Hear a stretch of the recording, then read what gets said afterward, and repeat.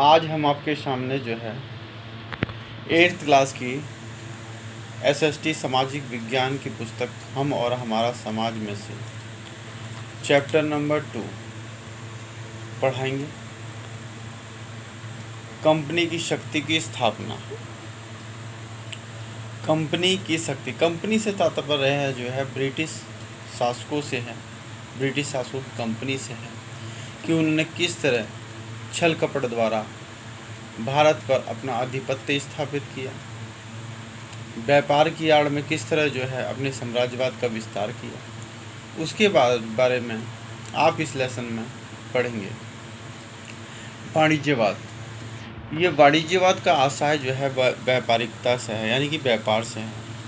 वस्तुतः यह एक ऐसा सिद्धांत था जिसकी यह मान्यता थी कि किसी भी देश की संपदा उसके पास उपलब्ध मूल्यवान धातुओं विशेषतः स्वर्ण की मात्रा पर निर्भर करती है। इसमें यह मान्यता थी ना कि किसी भी देश में जिसके पास अत्यधिक मूल्यवान वस्तु थी, सोना, चांदी, हीरा, मोती वगैरह, उसमें स्वर्ण की मात्रा पर निर्भर करता था कि उसके पास स्वर्ण कितना है, यानी कि गोल्ड कितना है। संपत्ति अर्जित करने के लिए प्रत्येक देश की अधिकतम मात्रा में वस्तुओं के निर्यात करना चाहिए और अपने आयातों को सीमित रखना चाहिए। व्यापार का संतुलन सदैव अनुकूल रहना चाहिए, तभी स्वर्ण भंडारों में वृद्धि हो सकेगी। उन देशों का मानना था कि व्यापार का जो संतुलन है वो ठीक होना चाहिए, मुनाफा अच्छा होना चाहिए, लाभ अच्छा होना चाहिए। अनुकूल रहने पर ही स्वर्ण के भंडारों में वृद्धि हो पाई और देश की आर्थिक स्थिति मजबूत हो पाई। अति प्राचीन काल से ही भारत का व्यापार यूरोप, अफ्रीका, मध्य पूर्व और दक्षिणी पूर्व एशिया के देशों के साथ उन्नत रहा। मतलब उसके साथ भारत जो है वो व्यापार करता था। व्यापारी लोग अपनी वस्तुओं के लेन देन करते थे और पर्याप्त लाभ भी कमाते थे। भारत तथा यूरोप के मध्य व्यापार के 3 मार्ग प्रचलित थे। पहला मार्ग था स्थल द्वारा, जो जमीन के माध्यम से किया जाता था। भारत को फारस की खाड़ी से होकर के वेनिस तथा जनेवा इटली के प्रमुख नगर को जोड़ता था। द्वितीय मार्ग लाल सागर से होकर के उसके बाद सिकंदरिया तक, उसके आगे समुद्री मार्ग से वेनिस और जनेवा तक पहुंचता था। तृतीय मार्ग स्थलीय मार्ग जो था, जो ज़मीनी मार्ग था, जो मध्य एशिया से होकर के बाल्टिक सागर तक पहुंचता था। ये भारत के व्यापारिक मार्ग थे जो प्राचीनतम थे। यूरोप में भारतीय मसालों, रेशम वस्त्रों, मलमल, शोरा, नील, मोती, मूल्यवान रत्नों की बहुत ही डिमांड थी, बहुत ही मांग थी। सन 1453 ईस्वी में जब कुस्तुनतुनिया, आधुनिक इस्तांबुल पर ओटोमन तुर्कों का अधिकार हो गया, तब स्थल मार्ग को बंद कर दिया गया। जो ये स्थल मार्ग थे, जो ऊपर आपने 3 स्थल मार्ग पढ़े थे, उनको बंद कर दिया गया। ऐसी स्थिति में यूरोप से भारत के लिए एक नया मार्ग खोजने की आवश्यकता हुई। अब व्यापार युद्ध, भारत में पुर्तगालियों का आगमन। देखिए, सबसे पहले पुर्तगाली भी आए थे, उसके बाद डच आए थे, फिर अंग्रेजी आए थे। भारत के यूरोप से भारत के लिए एक वैकल्पिक मार्ग खोजने के प्रवणता पुर्तगाली रहे। जब वो रास्ता बंद कर दिया गया तो पुर्तगालियों ने एक वैकल्पिक मार्ग को खोजा। पुर्तगाल के राजकुमार हेनरीन, जो पुर्तगाल के राजकुमार थे, हेनीर ने, जो नेविगेटर के नाम से लोकप्रिय था, नाविकों को संरक्षण प्रदान किया करता था तथा उन्हें वैज्ञानिक रूप से नौ संचालन का परीक्षण भी, यानी कि उनको ट्रेनिंग भी देता था। राजा जॉन द्वितीय के संरक्षण में बार्थोलोमियो डियाज 1487 ईस्वी में अफ्रीका के दक्षिणी छोर तक पहुंच गया, जिसे उत्मांसा अंतरीप कहा जाता है। 10 वर्ष के बाद राजा इमानुएल के संरक्षण में वास्को डिगामा भारत के लिए यात्रा पर निकला। उसने उत्मंसा अंतरिप पार किया तथा 1498 ईस्वी में वह भारत के केरल के तट पर स्थित कलिकट नामक एक स्थान पर पहुंच गया। कलिकट के राजा जमोरियन, जो कलिकट के राजा थे जमोरिन, ने वास्को डी गामा का हार्दिक स्वागत किया, क्योंकि व्यापार कई दिनों से बंद था। सन 1501 ईस्वी में वास्को डी गामा पुनः भारत आया और उसने कन्नानूर में एक फैक्ट्री स्थापित की। अरब के व्यापारियों के विरोध के बावजूद पुर्तगाली लोग कलिकट, कोचीन और कन्नानूर में अपनी व्यापारिक केंद्र को स्थापित करने में उनको समर्थ प्राप्त हुआ।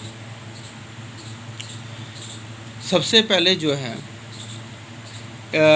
जो पुर्तगाली लोग थे, उन्होंने जो है 3 जगह कलिकट, कोचीन और कन्नानूर में अपनी जो है व्यापारिक केंद्र को बनाया, अपनी फैक्ट्री को स्थापित किया और वहाँ व्यापार को बड़े जोर शोर से स्थापित किया। अब पुर्तगालियों ने 1534 ईस्वी में दीव तथा बसई एवं 1538 में दमन पर विजय प्राप्त की। उन्होंने गोवा में एक फैक्ट्री स्थापित करने की अनुमति भी प्राप्त कर ली। सन 1545 ईस्वी तथा 1571 ईस्वी में गुजरात, दक्कन तथा मालाबार के शासकों ने पुर्तगालियों पर आक्रमण किए, किंतु वे गोवा पर अधिकार नहीं कर सके। पुर्तगालियों द्वारा विजित उपयुक्त पुर्तगाल के साम्राज्य के अभिन्न अंग बन गए। पुर्तगालियों ने अपनी बस्तियों को किलेबंदी की तथा अपनी सरकार बनाने के अधिकार स्थापित कर लिए। शीघ्र ही ये पुर्तगाली बस्तियां अव्यवस्था, अराजकता का केंद्र और समुद्री लुटेरों के अड्डे बन गए। कहने का मतलब यह है कि सबसे पहले जो है भारत में पुर्तगाली आए, उन्होंने जो है यहाँ पर पहले 3 जगहों पर अपनी व्यापारिक केंद्र बनाया। उसके बाद जो है गोवा में भी फैक्ट्री स्थापित किया और उसके बाद जो है इन्होंने अपनी बस्तियां भी बनाने लगे। लेकिन वो बस्तियां जो है वो नियमित रूप से नहीं बन पाई।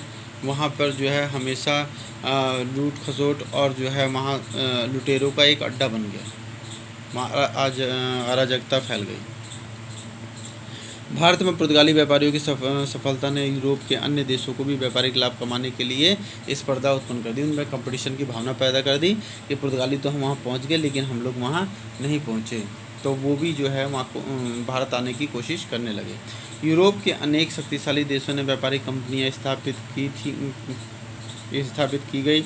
उन्होंने व्यापारियों के लाभांश के माध्यम से भारी पूंजी एकत्रित कर ली। इन व्यापारिक कंपनियों को अपने देश के सरकारों के समर्थन सहयोग प्राप्त था। इस प्रकार 17वीं शताब्दी में इंग्लिश, डच, फ्रेंच और डेनिश कंपनियां स्थापित हुई। कालांतर में पुर्तगालियों का पूर्वी व्यापार पर एकाधिकार समाप्त करने के लिए अन्य यूरोपीय जो प्रतिस्पर्धा देश थे, जो कंपटीशन की भावना रखते थे, वे भी पूर्वी व्यापार में शामिल हो गए।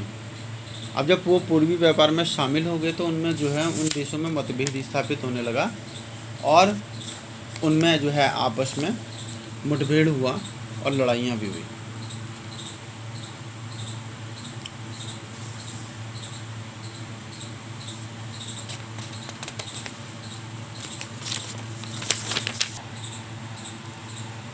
Dutch east India company. Dutch व्यापारियों ने 1592 ईस्वी में अपनी कंपनी स्थापित की। 1595 ईस्वी में कार्नियल्स हुटमैन नामक एक डच व्यापारी भारत की यात्रा पर निकला और भारी मात्रा में व्यापार माल लेकर के वापस लौटा। कहने का मतलब यह है कि जैसे पहले पुर्तगाली आए, फिर डच आए। डचों ने भी जो है अपनी कंपनी को इंडिया में स्थापित किया और यहाँ से जो है व्यापार करके और अत्यधिक जो है वो धन जो है अपने देश को ले जाते थे। अब इसमें क्या हुआ कि जो यूरोपीय कंट्रीज़ थी उसमें कंपटीशन की भावना हो गई और उन्होंने जो है एक होड़ हो गया कि हम भी जो है जो पूर्वी देश है वहाँ से जाके व्यापार करेंगे और अत्यधिक लाभ कमाएंगे। इसमें जो है उनकी सरकार भी उनसे उन्हें मदद करने लगी। डच व्यापारियों ने 1641 ईस्वी में पुर्तगालियों से मलका को छीन लिया तथा 1658 ईस्वी में जो वर्तमान श्रीलंका पर भी अधिकार स्थापित कर लिया। यद्यपि भारत में उन्हें मद्रास वर्तमान चेन्नई के समुद्री तट पर स्थित नागपत्तनम तथा बंगाल के चिनसुरा पर अधिकार कर लिया, फिर भी भारत में इनकी उपस्थिति नगण्य ही थी, मतलब ना के बराबर थी। जो डच थे इनकी भारत में जो है उपस्थिति जो है वो ना के बराबर थी। अब भारत में डेनिश मतलब डेनमार्क का यूरोप का एक समुद्री गमन करने वाला देश है। अन्य यूरोपीय व्यापारियों को प्रोत्साहित होकर के डेन व्यापारियों ने भी भारत व्यापार करने के लिए प्रयास किया। उन्होंने 1620 ईस्वी में तंजौर जिले के ट्रंककुबार नामक स्थान पर एक बस्ती को स्थापित किया। सन 1676 ईस्वी में उन्होंने श्रीरामपुर बंगाल पर स्थापना कर ली और वे भारत के लिए अपनी स्थिति मजबूत नहीं कर सके और 1885 ईस्वी में उन्हें अपनी बस्तियां ब्रिटिश सरकार को बेच दी। इसमें क्या होता था कि अपनी कंपनियों को भी और अपनी जो बस्तियां ये बनाते थे जिसमें मजदूर वगैरह रहते थे, ये लोग रहते थे, तो उनको भी जो है खरीद बिक्री होती थी और उसमें भी ये लोग मुनाफा कमाते थे। अब इंग्लिश ईस्ट इंडिया कंपनी सन 1588 ईस्वी में स्पेन को पराजित करने के बाद अंग्रेज भारत के सर्वोच्च समुद्री शक्ति बन गए। इंग्लिश व्यापारियों के एक समूह ने पूर्व के देशों में व्यापार करने के लिए एक कंपनी का गठन किया। 31 दिसंबर 1600 ईस्वी में महारानी एलिजाबेथ ने कंपनी को पूर्वी द्वीप समूह के व्यापार करने के लिए एक चार्टर प्रदान किया। तृतीय यात्रा कैप्टन हार्किस के नेतृत्व में की गई। वह 1612 ईस्वी में सूरत आया और उन्होंने सूरत में एक कंपनी में फैक्ट्री स्थापित करने की अनुमति मांगी। सन 1615 ईस्वी में, कहने का मतलब है जो इंग्लैंड की महारानी थी उसने 1600 ईस्वी में एक कंपनी की स्थापना करने के लिए अनुमति दी, नियम बनाया और 1615 ईस्वी में इंग्लैंड के सम्राट जेम्स प्रथम ने सर टॉमस रो को मुग़ल सम्राट जहांगीर के दरबार में भेजा। वह मुग़ल जो जहांगीर थे उनके दरबार में आया, लेकिन केवल व्यापार करने के उद्देश्य से आया, लेकिन जो है वह व्यापार के उद्देश्य में छल कपट उसके मन में था और धीरे धीरे जो है उसने फैक्ट्री के माध्यम से फैक्ट्रियों में अपनी सेना का विस्तार करने लग गया और जो है अपनी शक्ति को बढ़ाने लगा। इस प्रकार से जो है ईस्ट इंडिया कंपनी धीरे धीरे भारत में पूरा स्थापित होने लगी और अपने साम्राज्यवाद को भी बढ़ाने लगी, कहीं छल कपट द्वारा और कहीं बलपूर्वक।